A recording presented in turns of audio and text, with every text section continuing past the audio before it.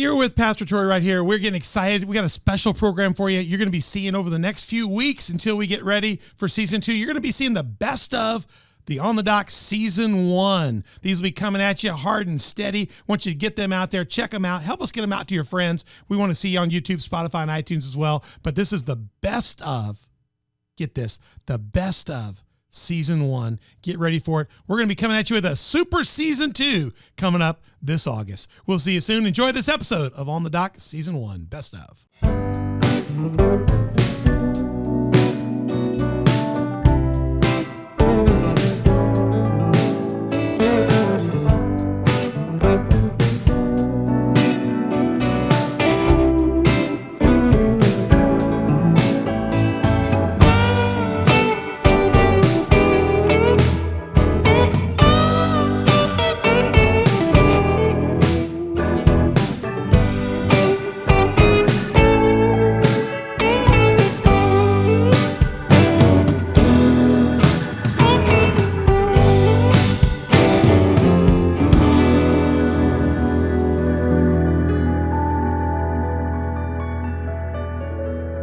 As we continue in part 4 of this story, and we're going to just keep rolling here because the Spirit of God is really moving this place. Dr. Hena, we're going to stay in the spirit of this because just amazing. You talked about footprint, handprint on your life. Your dad had a tremendous impact on your life. Great sacrifice. I can't imagine what it required of your father to get you 3 siblings to boarding school in Lofa. The kind of work, he must have had a work ethic and a drive that was incredible. I've never thought about that, but I just what it would take for him to do that, and even to have his children so far away. For us, it was like, man, our children went away, but you went away for boarding school, high school. That's a sacrifice, and then to get you there is a sacrifice. Then you have a doctor that takes an interest in you. There's a sacrifice. There were a lot of people that God put in your path that sacrificed, that put a handprint, a footprint. And can you tell us a little bit more about those key points and how you see that today when you look back? Well, when I look back, starting from my dad was a surveyor. He was the first in his family to have gotten an education. And he told us how he got the education, how he had to walk from his village to go to where he got his education, because he did not want to be a part of the rest of his life, because people were coming, soldiers were building the roads, and they wanted him to carry things on his head, and he just did not want to do that. So he went and got an education. So education became very important in our household. But not only was it important in our household, but he did something remarkable that I think also has an impact on all of us, his children. He is not an educator, but there was a situation in Kakata that made him to build a school. Wow. My father has a school in Kakata now that is up to high school. It was because of one little girl that died on her way to school in another community. She got hit by a car. And so he came back to the community. That was not his community. My father lived in Medingo Quarter, and this was in New Kakata. And he said, this is what has happened to the girl. Let us come together and build a school, so the kids would not have to cross the main road. And they were all excited, but when it came down to the bottom line of it, everybody backed off. He didn't have the money. They couldn't do this. They couldn't do that. So he went and built the school in 2003. And today that school has more than 1,000 students. Wow. With a lot of employees at that school. And so this is a man who was not an educator, but he saw the need. There was a vision as well to have this in the community. So that school exists today. And when you see that and you come back as a person who has been so privileged, I consider myself to be privileged to have had the experiences that I had. So you automatically want to give back to society. Right. You can just hold on to what you have. Right. So that was the first hand and the foot that I saw. And then the doctor who introduced me to Christ, She was there during the war, and she fled at the height of the war because she almost lost her life. So she moved to this country, and she's been here since then. And she was able to come back for the first time for his birthday. It was good to renew that relationship. She still is a believer and walking with the Lord. So that was great to see that. And then I visited my friends in Charlottesville who really did something remarkable when I say footprints in my life. When I was diagnosed with breast cancer in the Soviet Union, they wanted to do the surgery. They did a lumpectomy there. And so this couple that were with the U.S. Embassy, they were my friends. And so they allowed me to stay with them. And I did not want them to come along with me to the hospital because in those days in the Soviet Union, it was almost next to impossible for a Soviet to see you, a foreigner, being educated, African, hanging out with Americans. So automatically it made you like a spy, that you're taking information from there and giving it to them. But actually they were not spies, they were just doing a job. And so when he heard that I was sick, they told me to come to Moscow to their house, and they were going to take me to the hospital. I did not want any association. I did not want him to be with me. Nothing. I just he said, I'm going to take you to the hospital. I said, no, just drop me off at the train station. I'll make my way. He said, no, I will go. And the thing that really struck me was, after I resisted, he said, no, I'm going to go with you. No, Chris, I'm going to go with you. And so we got in the car and we drove to the hospital. When we got there, I said, you know what? Please go. Just leave me. I'll go in. He said, no, I'm going to go in with you. So he got out of the car and he said to me, Chris, I will go with you until I'm told I cannot go any further. And I thought, wow. What a commitment. What a commitment. And so he walked me into the hospital. They examined me and told me everything. And then later on, the results came back. They said, well, we have to have surgery. And he said, no, I'd like for us to take her home. That was on Friday. I'd like for us to take her home, let her be there over the weekend because this is a major decision that she has to make. Let her think about it, and we'll see. So right after we left, he said, I will take you to the U.S. Embassy doctor. And so he took me to the doctor there, and they examined me, and they said, yeah, this was. And they prepared for me to leave the country and go to Sweden. So that's how this family got me out of there into Sweden. Wow. And that again was only God's hands that God's hands. Actually could have done something like that. Well, how do you get from Sweden? What's your journey from Sweden back home? Well, back to Calcutta. Then Sweden. Then I came not directly. I went back to where my life, where you think I never should have gone. Back because actually I got kicked out of Russia in 1987. I was deported, physically deported out of the Soviet Union. And so then I ended up in several different hot spots, I call them. And then I ended up in Sweden. And while in Sweden, another family, the Methodist minister that brought me to Georgia, they also knew my activities there with the underground because they helped me with Bibles. I was also bringing in Bibles, and they were responsible for that. So then they brought me over, and I went to Emory to do my public health. So you got an MPH as well? Yes.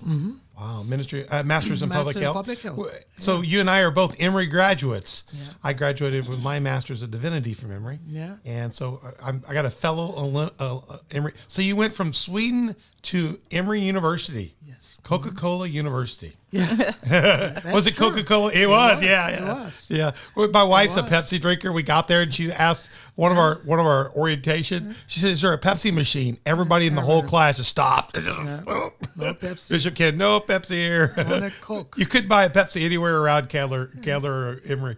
So you went to Emory, got your Master's in Public Health. Yes. And So right when I was finishing up, then the Board of Global Ministries for the United Methodist of Church. the United Methodist Church, they were looking for somebody to go back to Russia because they had presence there in And you're the person, huh? 1917. And that was when they had their presence there. Imagine, In 1917. That was Wow. when, from Finland. That's when they had those. Here you are. You speak Russian now. You know Russian and everything. You get And so- recruited. Wow, that's so incredible. I was recruited to go back. And Did you go? And you went? I went. You're a brave I woman. was so excited to go back. I love her. So excited, and then they refused. They refused to give me visa. But then while in D.C. that Sunday, waiting to come back on Monday to New York to tell them, well, they have just turned me down. I would not be able to go. There was a coup in Russia. And so when the coup took place, I told people it took God to cause a coup in Russia to get me back there. And so I went and I was working there for the board. I worked for 10 years with them. In the process, my diploma was given to me because I was deported out of the country because I did not accept to do the exam that they wanted me to do in atheism. And so that's how I got kicked out of the country. Wow. And so and they were able to give me back my diploma and give me 2 years to go to Moscow, where it was only for the elites of that time that could go there. Foreigners were not allowed. So the coup changed everything for you there. The coup changed everything. And so I was able to be there and worked for another 10 years for them. Wow. And after I left from Moscow, I went to Armenia and worked for 1 year for them with UMCO, which United was Methodist Commission on Yeah. Commission on Relief. For those of you who understand, why is Pastor Troy know all that? I was a United Methodist pastor for 20 years, highly involved in the church, and so these are all very familiar. So did you, when you were traveling for UMCOR and for you, General Board, did you come home some to the United States? Did you travel into? No. You were just stationed in those stations No, when I started with the Board of Global Ministry, I had to come every 3 years back home, back to the U.S. and you have to do the tour around. I had to do the tour And around, share everything you know. shared Yeah. everything. So that's why you know the extensive of United States. You've traveled a lot So to do that. I've been to all the little towns, The little bitty churches. little churches, And if they were like 5-star mission giving churches. Yes. Yeah. And the Methodist Church, churches give to global missions. They can give advanced special giving in that. And what's very good about that in those days, we had missionaries around the world. So she would have come home. I was a pastor for 20 years in the Methodist Church. I could have called and said, hey, I'd be interested in a missionary coming and talking to our church so that our women's group or this group or that group would be excited about what they give next year. And so you have extensive experience, not just in the field, but coming back and being a witness to others and inspiring others. Yeah, it's a whole different world there. Yeah, a whole different world. So that's how I got to know so many people around. And then after I left Armenia, I was sent to Tajikistan, and it was a USAID project. USAID. Yeah, so I did that, and then I went over to Kazakhstan. And Kazakhstan was where the Russians did the nuclear testing for almost 50 years ago. And so it was a closed area. There was nothing, no foreigner, nothing could go in, nothing could come out.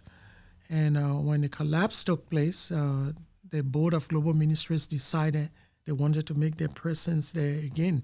So They sent you in. they sent me. So I Wow. was there for 10 years. I can see now God's footprint, handprint on you, because he's God sending you all around the world here, but at the same time he's building relationships and networks to support what would become a great ministry today. Yeah. So that's where now I'm leading. Yeah. Because all of the time I worked for almost 24 years with the Board of Global Ministries. Very faithful. I said they didn't pay me much, but the experience, the opportunities to see this great country. And travel. Just travel. Even if I had money, I may not have been able to travel to all the places around this country that I've traveled. So I'm very thankful to them for that. And when I left, I actually was getting a new assignment to go to Mozambique.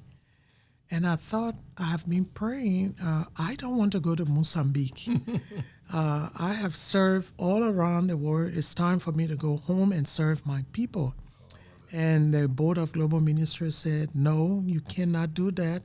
We do not send people that were born and raised in their home country there. We usually send them to another part of the world, but not in their own country. Mm-hmm. I don't know what the reason behind that was, but I thought,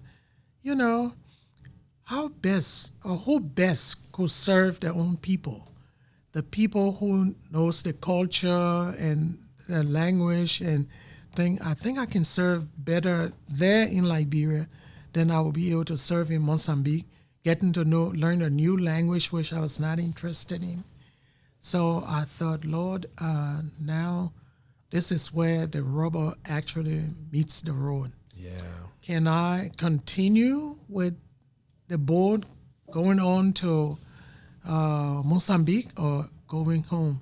So after praying, I had this peace of mind that I can go home. Even though I was going with nothing, I was going with no support, because the support system was in the Board of Global Ministries. Yeah, I So understand. when you leave all of that behind you. You're not going to take it with you. So how am I going to get there?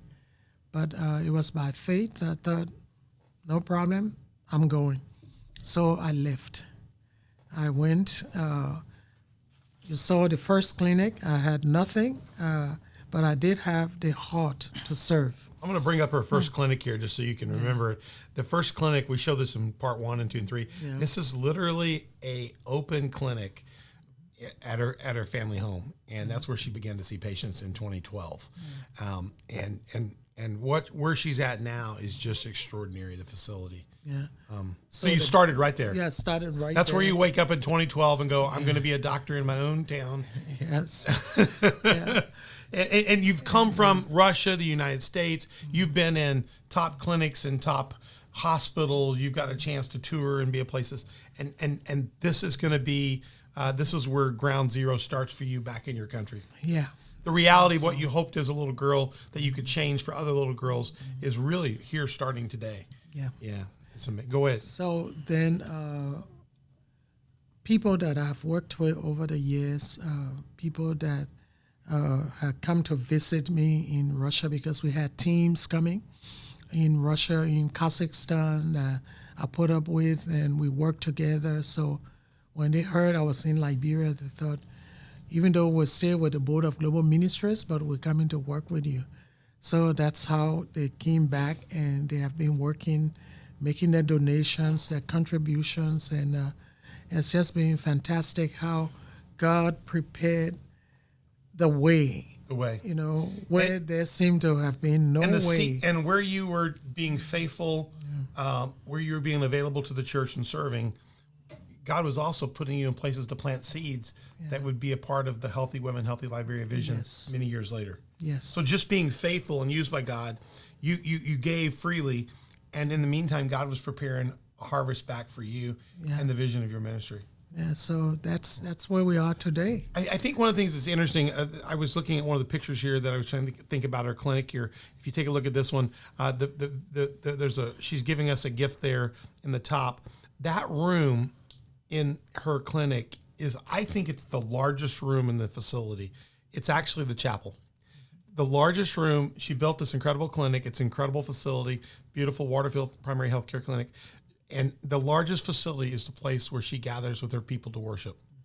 And so you cannot, I mean, most hospitals today, most clinics, frankly, today they've gotten rid of their chapels. They've turned them into something else.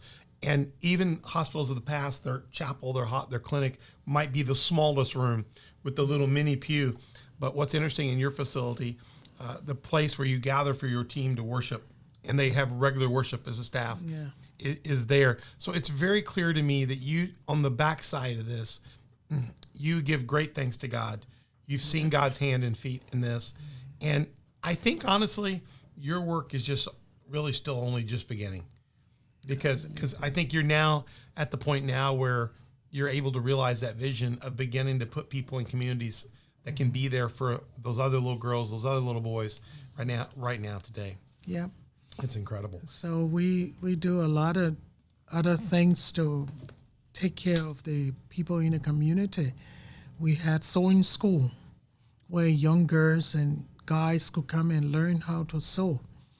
We lost that property. It was right on the road when the government was rebuilding. When they were moving the road? Yeah, moving the road. It kind of broke it down. So, but we still have plans on using the little space that's left to start that sewing school again for them, because it was making a huge impact in the lives of those ladies who otherwise would not have had anything. And for Christmas and July 26th, we also reach out to the communities from the clinic. We bring all the kids together in the playground. We provide things for them, clothing, slippers, books, whatever we have to help with that. And then for Christmas, we have a meal. So last Christmas, we fed more than 1,000 kids. This year, we're planning on serving more than that in a bigger area. So everything about us there is about ministry. Absolutely. And community. It's about ministry, community, relationship. Yeah. Because without that, I don't think we'll be able to dream about the changes that we'd like to see in the country. Yeah, absolutely, absolutely. Well, let me say this: if you're out there, I put a slide up on the screen called "Healthy Women, Healthy Liberia." You can go to healthywomenliberia.org. That's their website. You can go to their Facebook page at Healthy Women Liberia as well. You can get connected if you've heard something. Sewing machine dream. There's going to be equipment that's needed. If you would like to be involved, they feed the children in July for the Liberian birthday declaration. What was that? July what? Independence. And what's the day for that? July 26th. July 26th. Ours is the 4th. Theirs is the 26th. They feed the children there and at Christmas. If you'd want to be a part of that, reach out to them through their network. Find out how you could participate in something like that, how you could inspire, how you could provide a scholarship or something for a community health nurse worker going out. There's a lot of ways in which you can help it. Just connect with them. If you can't reach them, reach through us. We'll get you some direct connections. I want to come back in. You've done a beautiful job of telling your story here. And so as we wrap up this last part here of talking about your story here and close up, I want to just encourage people to realize if you're a little girl, little boy today, I'll wrap with this and then we'll move into 5. But if you're a little boy, little girl today, what would be the top things that have guided you in your journey to maintain you? What are the things that kept you on the path? What are the moorings? We talk about journeying out into the water. What are the things that have kept your ship stable? The rudder, the keel. What have kept you stable and on the right path? And what served you well? What would you encourage other people to consider as they drive toward that dream? Well, for me, I honestly think it had to do with relationship with Christ. Because the more I depended on him, the more I saw results. When I started searching scriptures every morning, praying, I think it gave me the discipline that I needed, number one. It also gave me the perspective that was different. Because when you look around where I've lived, We may not think, that's a big deal, but it is. You get involved in so many things like corruption, not only in Africa, but even in Russia, even in Kazakhstan. You come across those things. So what guides your heart against those things? Again, it comes back to what you just read this morning, how you should live, how you should respect, how you should having care, that daily quiet time, that daily relationship. Daily relationship. And so that's why the chapel, the Actually, worship service has become yes. such an important part of Waterfield, because you see it as an ongoing journey Yes. with God guiding you along the way from a child to even today and forward. Yes. And the discipline of doing that and maintaining your perspective on things. Yes. And I love And your then point. hard work. Hard work. I'm going to add that in because Hard work. You have to be able to have that discipline to work. If you think you're just going to sit there and you're going to be cared for, I think that's a mistake. Yeah. So hard work, Hard work. discipline, perspective. And let me throw this out to you from one of the things I've heard for you in this. I think you've got to go where he sends you. You have been willing to go. Your dad sent you to boarding school. You got an opportunity to go to Russia to be trained. You got an opportunity to go to Switzerland, you said? Sweden. Sweden. I get all those mixed up. You got a chance to go to Sweden. You got a chance to go to the United States. You got a chance to go back to Russia. You got a chance to go to many other countries. And finally back to you really went where the Lord was leading you. And you made sure prayer enveloped that. Yeah. So again, availability, you can only learn about that as you search the scriptures. That he says, I will lead you or go. And so when you go, he goes with you. Follow me. Yeah. He comes along. Yeah. So, but that availability comes with that, again, discipline that you have learned from the Word of God.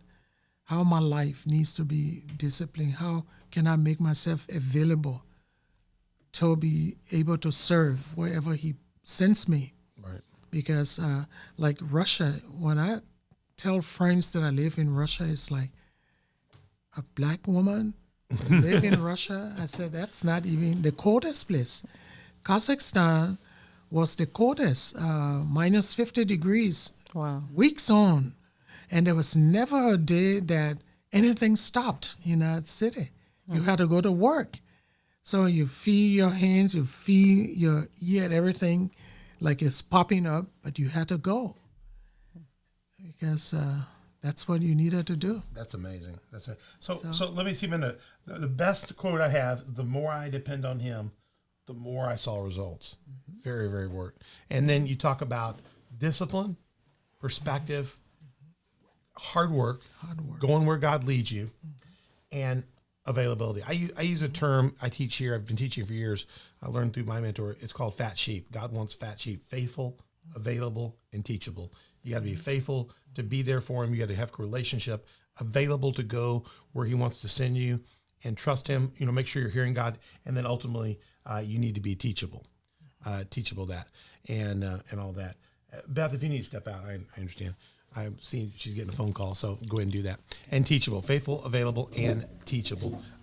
That sounds like very similar to what you're saying here in the principles here. So just a wonderful, wonderful perspective.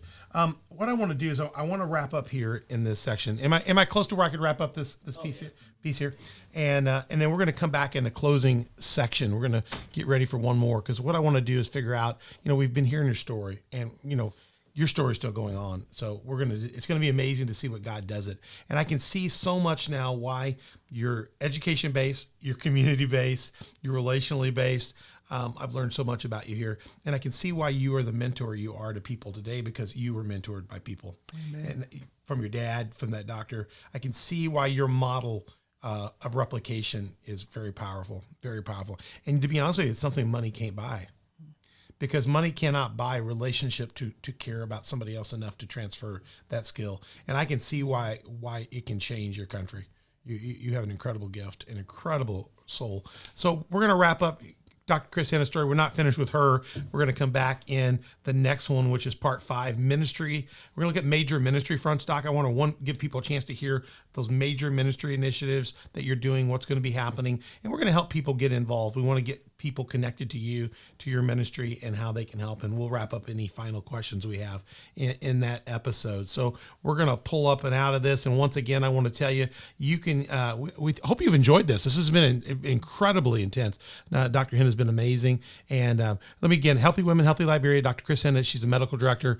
You can just, look, if you just want to bless the ministry, connect with them through Facebook or email. But if you want to write a check or you want to get involved, she's here and going home, but she has a board here. She has people here that can come and represent their ministry and organization. And she has a full 501c3 and NGO stands for non-governmental organization. They would love to have you partner with them if it's something that would bless you and connect with their ministry. You could reach out to them at Post Office Box 816 Waxahachie. Is that right?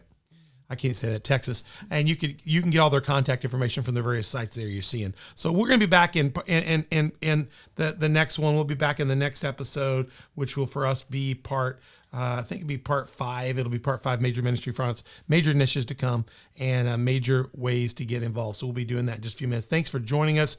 You can find us at onthedoc.org, and you can email us at info@onthedoc.org. You can connect with us if you want to reach out to them. We can give you connections in those. And Hands Hope Foundation that I run here in the United States, we do partner trips with them. We will plan other ones coming up next year. We're just trying to wait for COVID to get a little bit clearer. Right now, it's okay for very small teams to go in. So we can help you maybe organize, if you're a surgeon, you're a pediatric surgeon, you're an OBGYN, you're in the medical field and you'd like to go serve and help, we'll help you get coordinated to do a trip now. And she can certainly shepherd you through that, and we'll be glad to help you do that. So you can find out more and join us on this show. We're not done with this series. We've got a lot of great shows. You can go to onthedoc.org and find that, but you can also find us on our main platforms at YouTube, Spotify, iTunes, and we also have a list of other platforms you can see on the right. And we'd love to hear your comments on Facebook, Instagram, Twitter, Telegram, and Getter.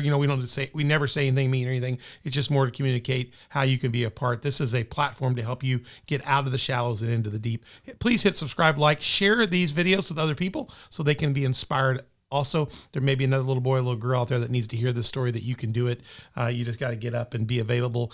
Disciplined, hard work, go where God wants you to go, and you can do it. So hit subscribe, hit like, notify, tell others about it. We'd always love you to be a Patreon partner or sponsor. And if you're out there, Kellogg, we'd love to have you for Pop-Tarts. We'd love to have you. And if you don't have a church home, we'd love to have you at Community Faith Church.